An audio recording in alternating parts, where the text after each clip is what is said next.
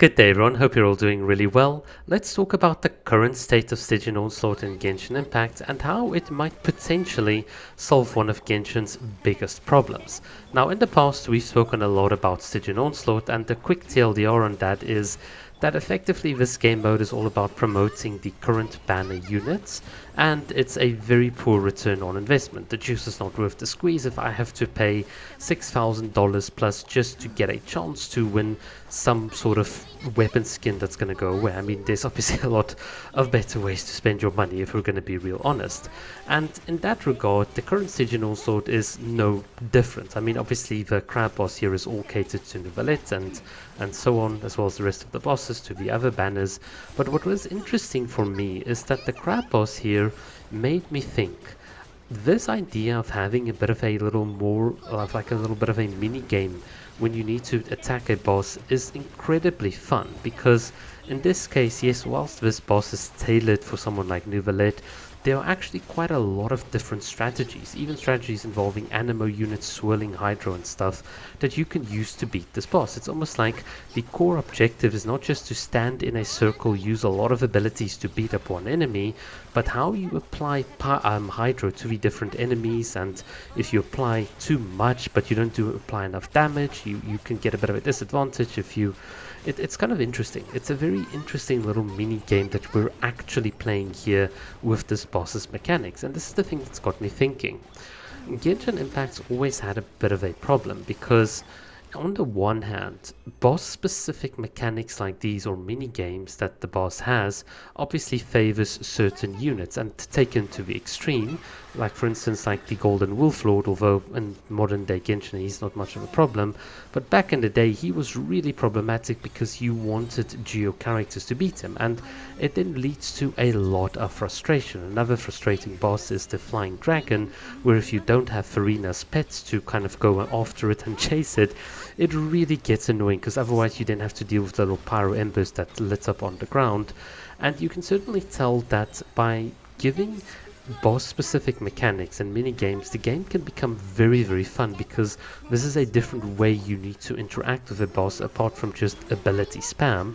But on the other hand, it can also alienate a lot of characters, because well, now a large part of the roster is just invalidated by design.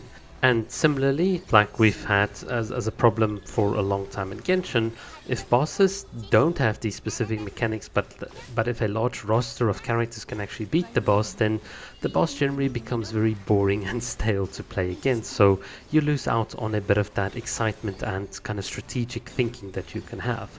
So what is the solution to this, apart from just having Imaginarium Theatre force you into diversity?